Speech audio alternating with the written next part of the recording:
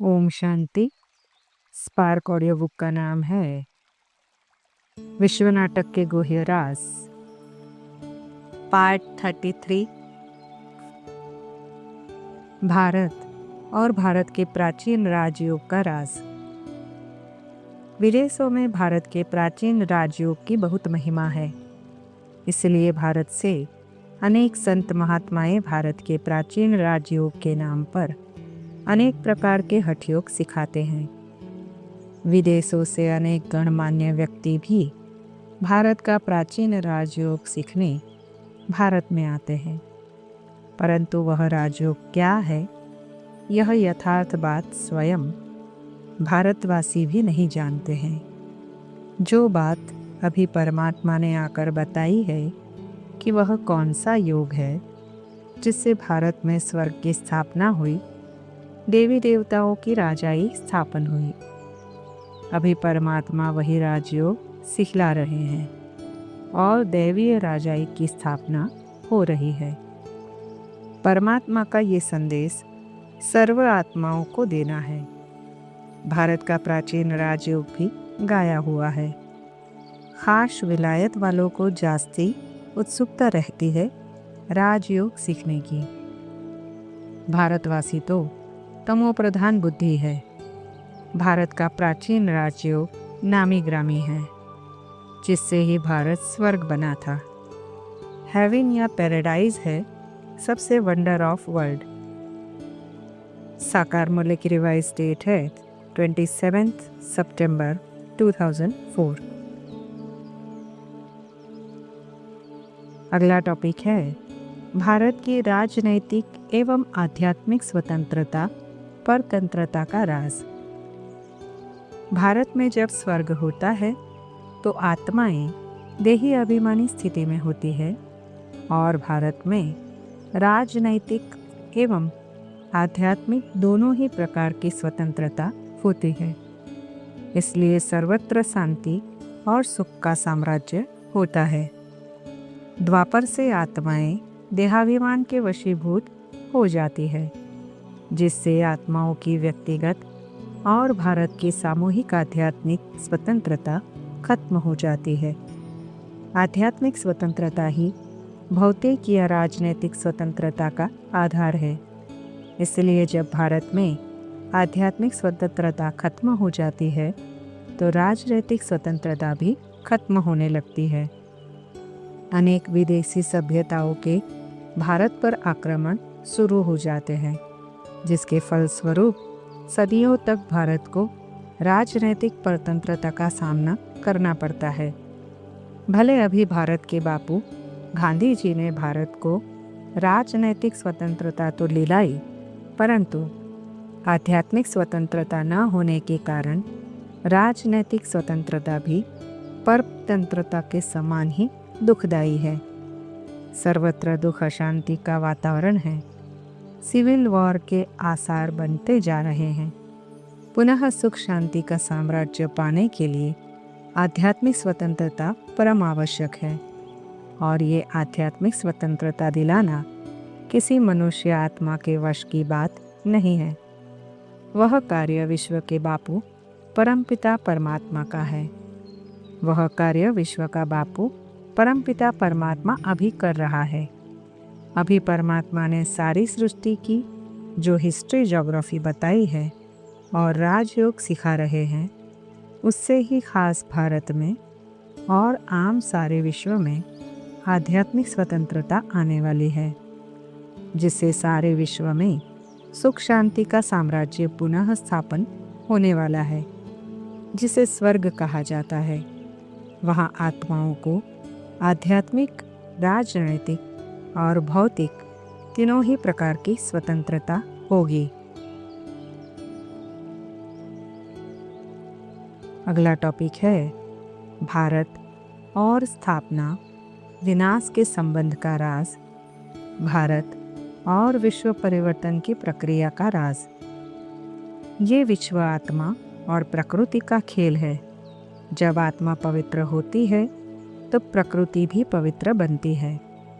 विश्व में आमूलभूत परिवर्तन होता है, जिसको स्थापना और विनाश का नाम दिया जाता है। परंतु जब आत्मा पतित बनती अर्थात विकारी बनती तो भी प्रकृति में कुछ विशेष परिवर्तन होते हैं, भूकंप आदि होते हैं। इसका भी बाबा ने ज्ञान दिया है। यह हार जीत का खेल है। तुम बच्चे श्रीमत पर चलकर अभी माया रूपी रावण पर जीत पाते हो। फिर आधा कल्प बाद रावण राज्य शुरू होता है।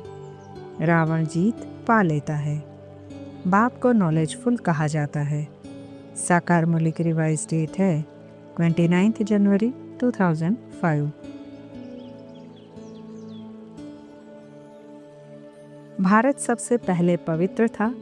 फिर जब देवताएं वाम मार्ग में जाते हैं तो फिर अर्थक्वेक आदि में सब स्वर्ग की सामग्री, सोने के महल आदि खत्म हो जाते हैं। उपद्रव होते हैं जब रावण राज्य शुरू होता है। साकार मूल्य की रिवाइज डेट है 10 फरवरी 2005। तुमको अनगिनत बार पढ़ाया है, फिर 5000 वर्ष बाद तुमको ही पढ़ाएंगे। सर्वशास्त्र शिरोमणि गीता भगवान ने गाई है, परंतु भगवान किसको कहा जाता है यह भारतवासियों को पता नहीं है। भारत जो सोने की चिड़िया था वह अब क्या बन पड़ा है। साकार मूल्य की रिवाइज डेट है 16 दिसंबर 2004। पुरानी दुनिया का विनाश होना ही है। यह एटॉमिक लड़ाई अंतिम लड़ाई है। यह लड़ाई शुरू होगी तो रुक नहीं सकती। यह लड़ाई शुरू ही तब होगी जब तुम कर्मातीत अवस्था को पाएंगे और स्वर्ग में जाने के लायक बन जाएंगे। साकार मूल्य की रिवाइज डेट है 16 दिसंबर 2004। यहाँ से जो संस्कार ले जाएंगे वहाँ वह सब बनाने लग पड़ेंगे। तुम्हारे में भी राजाई के संस्कार भरे जाते हैं। तुम राजाई करेंगे। ये फिर उस राजाई में आकर जो हुनर सीखते हैं वही करेंगे, वही संस्कार ले जाएंगे। साकार मूल्य की रिवाइज डेट है 27 अप्रैल 2005। अगला टॉपिक है भारत और खूने नाहिक खेल का राज। बाबा ने विनाश और स्थापना का सारा राज समझाया है और ये भी बताया है कि अंत समय बहुत दर्दनाक दृश्य सामने आने वाले हैं। Civil war, natural calamities, atomic war आदि में करोड़ों मनुष्य, पशु पक्षी मरेंगे, खून की नदियाँ बहेगी। इन सब दृश्यों को देखने और अपनी अवस्था को एक रस रखने के लिए बहुत हिम्मत चाहिए। बुद्धि एक परमात्मा के साथ लगी होगी तो ये दृश्य प्रभावित नहीं करेंगे। तुम जानते हो अभी खूने नाहिक खेल होना है। नेचुरल कैलेमिटीज होगी, सबका मौत होगा। इसको देखने की बड़ी हिम्मत चाहिए। डरपोक तो झट बेहोश हो जाएंगे। इसमें निडरपना बहुत चाहिए। साकार मूल्य की रिवाइज डेट है 29 जनवरी 2005। भारतवासी ही शिव जयंती नहीं मनाते हैं, इसलिए भारत की यह बुरी गति हुई है। भारतवासियों का मौत भी बुरी गति से होता है। वे तो गैस निकला और खलास। विनाश का समय जब होगा तो ड्रामा प्लान अनुसार बॉम्ब्स एक्ट में आ जाएंगे। ड्रामा विनाश जरूर कराएगा। रक्त की नदी अब यहाँ बहेगी। साकार मूल्य की रिवाइज डेट है 26 जनवरी 2005। यह है खूने नाहिक खेल। नेचुरल कैलेमिटीज भी होगी, बहुत आफतें आएगी। तुम बच्चों को अभी ऐसी प्रैक्टिस करनी है जो अंत में एक शिव बाबा ही याद रहे, नहीं तो बहुत पछताना पड़ेगा। साकार मूल्य की रिवाइज डेट है 13 अप्रैल 2005। हाय हाय के बाद फिर जय जयकार होनी है। भारत में ही रक्त की नदी बहनी है। सिविल वॉर के आसार भी दिखाई दे रहे हैं। तुम ब्राह्मण अभी भारत को स्वर्ग बना रहे हो। साकार मूल्य की रिवाइज डेट है 14 अप्रैल 2005। इन नेचुरल कैलेमिटीज की भी नोंद है ड्रामा में। कल पहले भी हुई थी। जब यह जाड़ झरझरीभूत हो जाता है तब सारे बम्बोर को आग लग जाती है। बच्चों को ख्याल करना चाहिए कितना हाहाकार होगा। बहुत मरेंगे, बहुत खूनेर्जी होगी।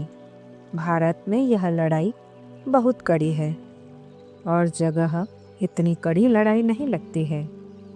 यह यवनों की लड़ाई गाई हुई है। चीड़ फाड़ होगी, बहुत खराब लड़ाई है, देख भी ना सकेंगे। भारत में रक्त की नदी बहनी है। साकार मूल्य की रिवाइज डेट है 19 मार्च 1973। यह भी तुम जानते हो कि पिछाड़ी को यहाँ रक्त की नदियाँ बहती है। उस तरफ तो अर्थक्वेक से मरते हैं, उसमें कोई रक्त की नदियाँ नहीं बहती। यहाँ तो एक दो को खून करते हैं तो रक्त की नदियाँ बहती है। यह बहुत खराब भयभीत कराने वाला नज़ारा होता है, कोई सहन कर ना सके। कमज़ोर तो फां हो जाएंगे। साकार मूल्य की रिवाइज डेट है 7 अप्रैल 1973। अगला टॉपिक है सोमनाथ मंदिर, राजा विक्रमादित्य और भक्ति मार्ग के प्रारंभ होने का राज। द्वापर से जब भक्ति मार्ग का आरंभ हुआ तो राजा विक्रमादित्य ने पहले पहले सोमनाथ का शिव बाबा का विश्वविख्यात मंदिर बनवाया, जिसमें हीरे का शिवलिंग बनाया। सोमनाथ के मंदिर में अपार धन संपत्ति थी, जिसका अंदाज इसी से लगाया जा सकता है कि अफगानिस्तान के शासक मोहम्मद गजनवी ने उसके प्रलोभन में जोखिम भरा इतना लंबा सफ़र तय करके सोमनाथ के मंदिर को लूटा और वह प्रचुर धन संपत्ति लूटकर अफगानिस्तान ले गया। जैसे ज्ञान मार्ग के आदि के लिए निराकार शिव बाबा के साकार माध्यम ब्रह्मा बाबा बने और अपनी स्थूल धन संपत्ति से यज्ञ की स्थापना की, वैसे ही ब्रह्मा बाबा की आत्मा ने ही राजा विक्रमादित्य के रूप में पहले सोमनाथ का मंदिर बनवाकर भक्ति मार्ग का आरंभ किया। उसके बाद तो अनेक अन्य राजाओं ने भी शिव के मंदिर बनाकर भक्ति आरंभ की। पहले भक्ति की अव्यभिचारी थी, अर्थात एक शिव बाबा की ही भक्ति करते थे, जो बाद में अव्यभिचारी हो गई, अर्थात अनेकों की भक्ति होने लगी। अगला टॉपिक है कृष्ण और क्रिश्चियंस के संबंध का राज। विश्व का नंबर 1 धर्म है आदि सनातन देवी देवता धर्म, जिसका प्रथम राजकुमार है श्री कृष्ण और अंतिम विस्तार को पाया हुआ धर्म है क्रिश्चियन, जिनके हाथ में सारी सत्ता है। विनाश में क्रिश्चियन की सत्ता समाप्त होती है और कृष्ण के हाथ में सत्ता आती है। कृष्ण की कर्मभूमि या राजभूमि भारत पर क्रिश्चियंस ने राज्य किया और यहाँ से विपुल धन संपत्ति लूट कर ले गए। वह फिर उनको वापस करनी ही है। इस सत्य का ज्ञान बाबा ने अभी हमको दिया है। सृष्टि चक्र इस सत्य राज को जानने से उनके प्रति भी हमारा दृढ़ाभाव समाप्त हो जाता है। अगला टॉपिक है पुरुषोत्तम संगम युग का राज।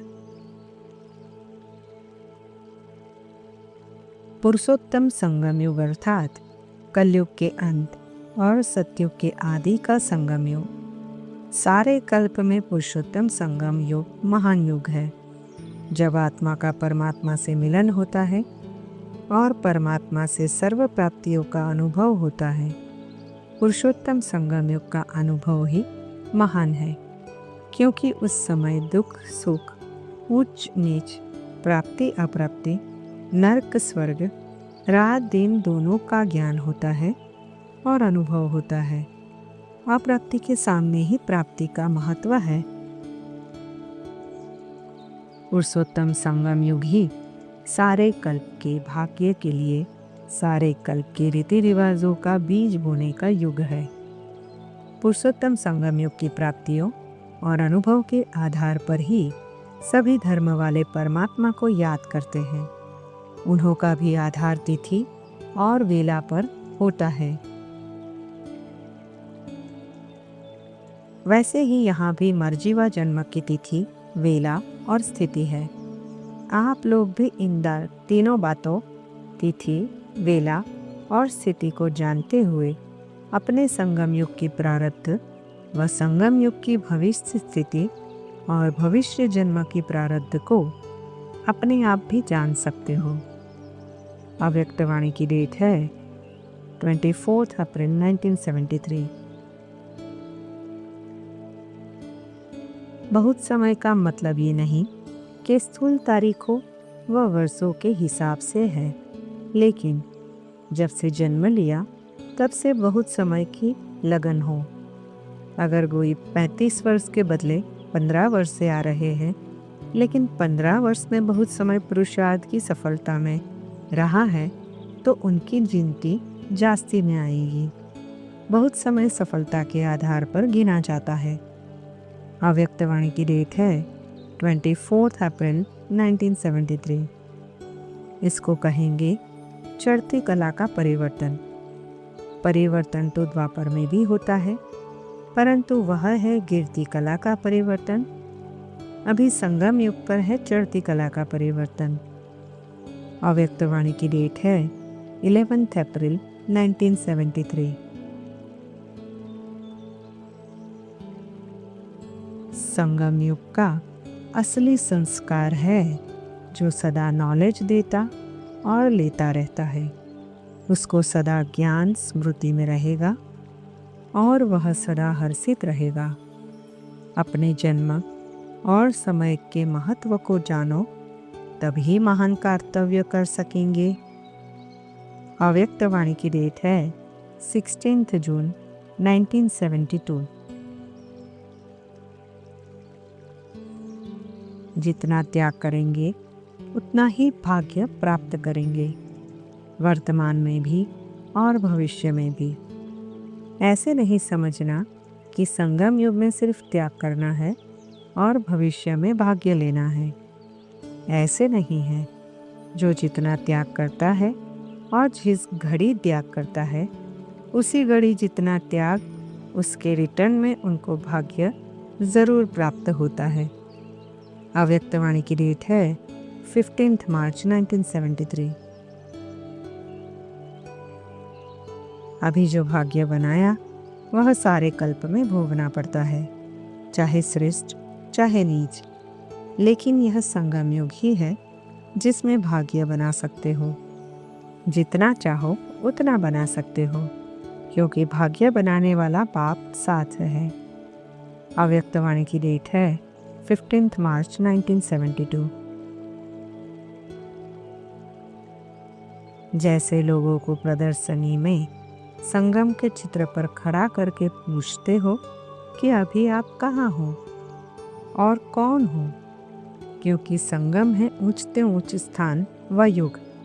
इसी प्रकार अपने आप को ऊंची स्टेज पर खड़ा करो और फिर अपने आप से पूछो कि मैं सदा प्रीत बुद्धि हूँ। अव्यक्तवाणी की डेट है 2 फरवरी 1972। जैसे बाप आकर मैं निराकार आत्माओं को ही देखते हैं, वैसे ही बाप समान बने हो। आकार में निराकार देखने आए, इसमें अंत तक भी अगर अभ्यासी रहेंगे तो देही अभिमानी का अथवा अपने असली स्वरूप का तो आनंद व सुख है, वह संगम युग पर अनुभव नहीं करेंगे। संगम युग का वर्षा कब प्राप्त होता है? संगम युग का वर्षा कौन सा है? अव्यक्तवाणी की डेट है 28 जुलाई 1971।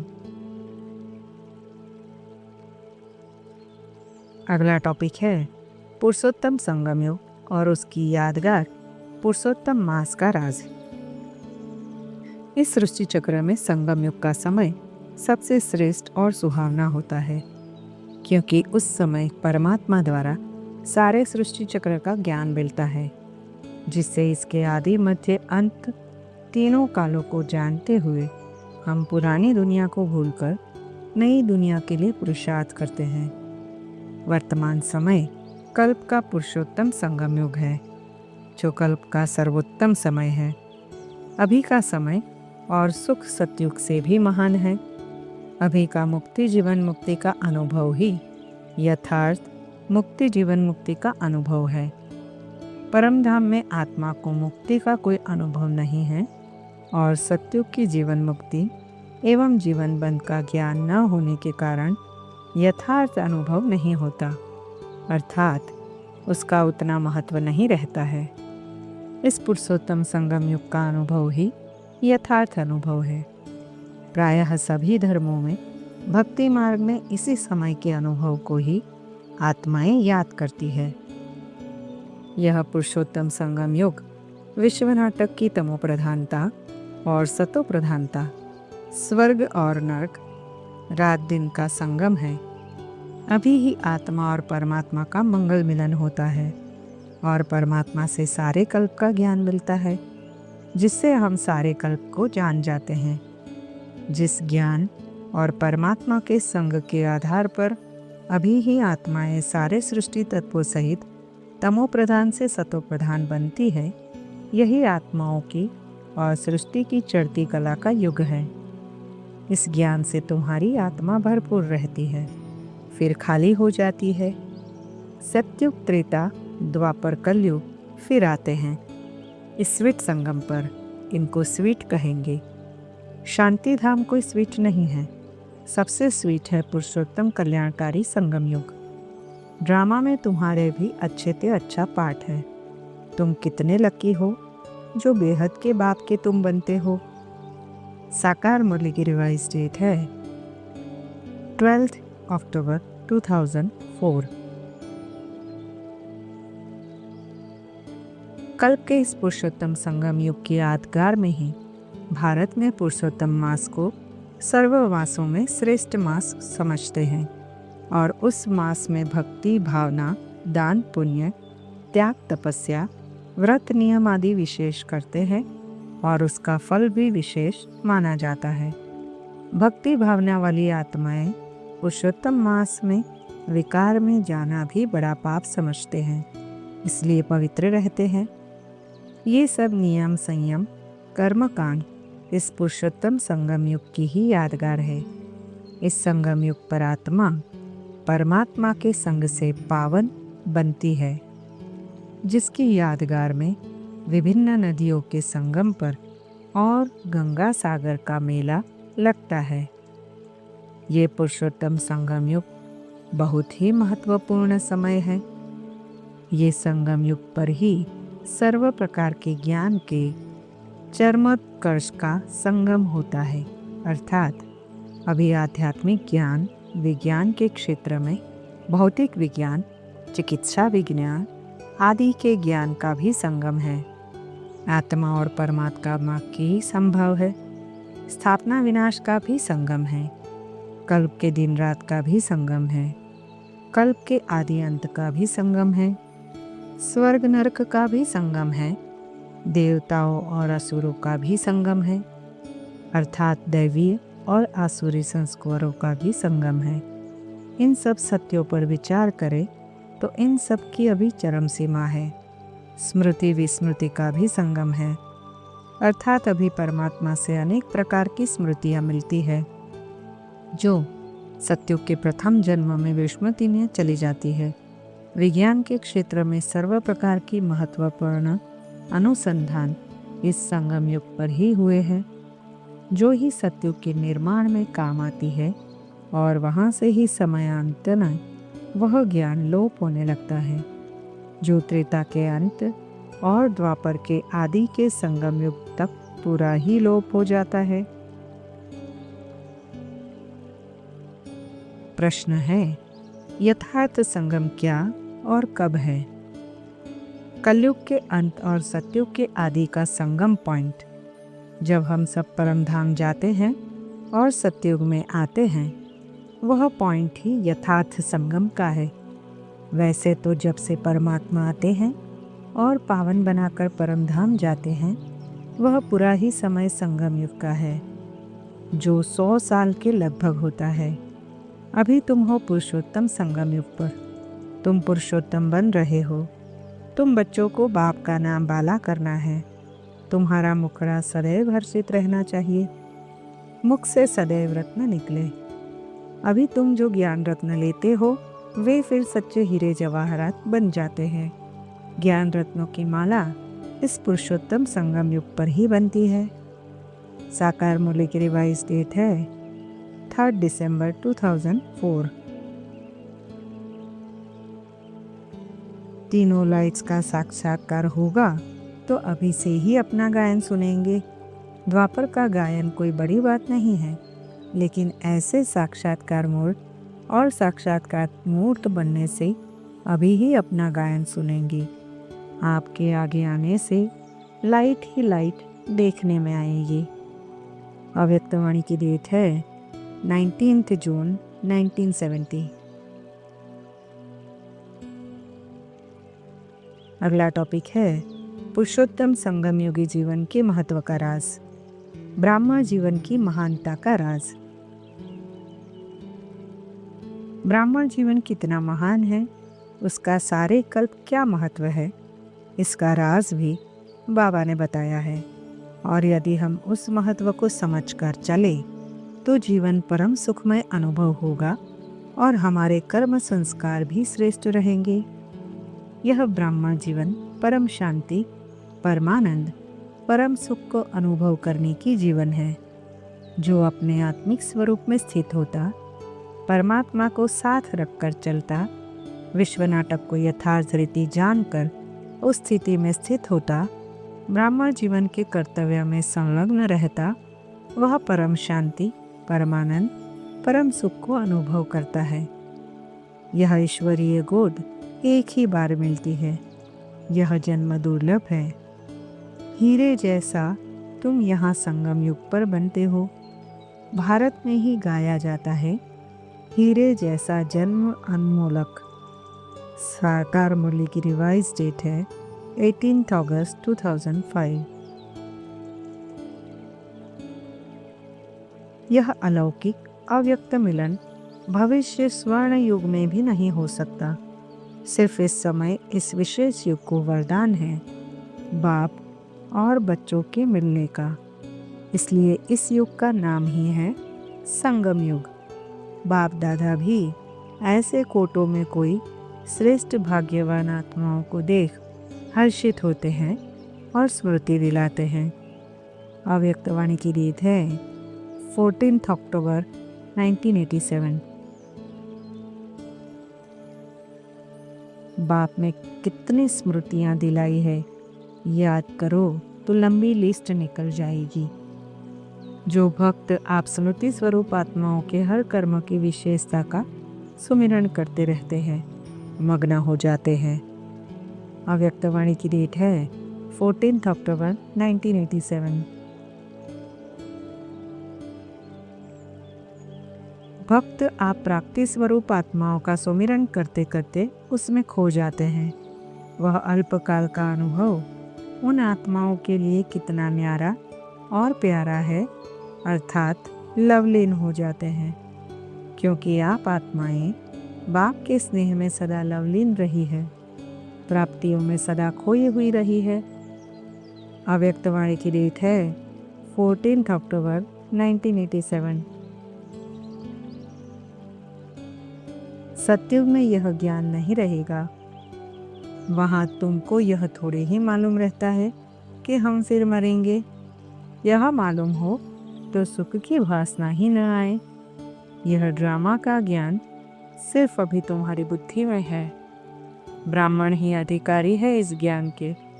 ब्राह्मणों को ही बाप ज्ञान सुनाते हैं। बुद्धि में रहे तो अपार खुशी रहे।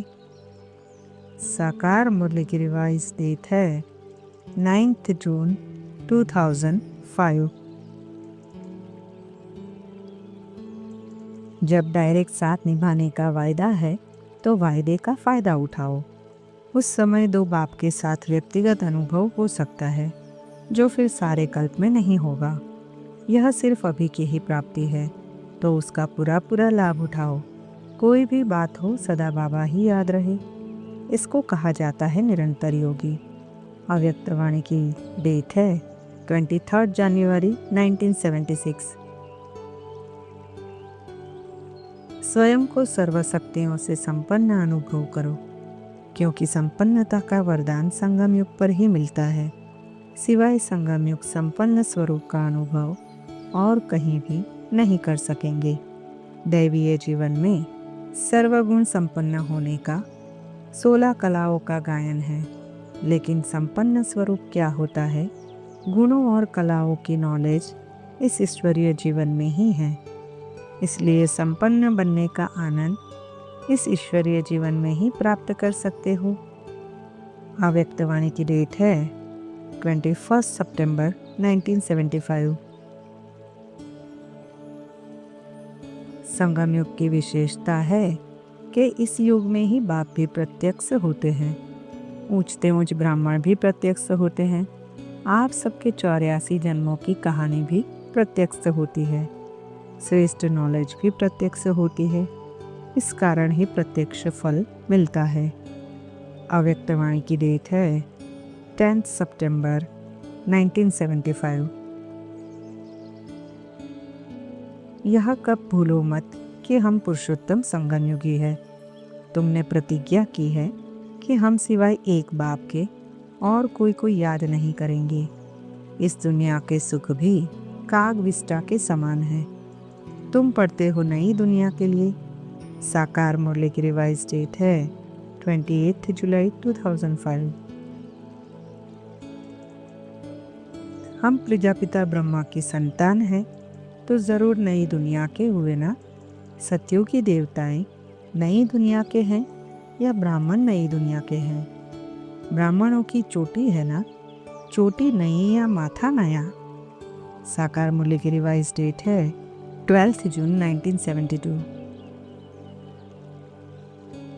विधाता द्वारा आप सभी श्रेष्ठ आत्माएं विधान बनाने वाले बनी हो, क्योंकि इस समय तुम ब्राह्मणों का जो श्रेष्ठ कर्म है वही विश्व के लिए सारे कल्प के अंदर विधान बन जाता है।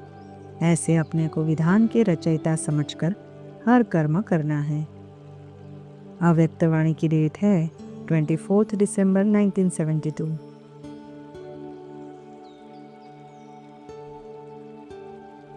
ओम शांति।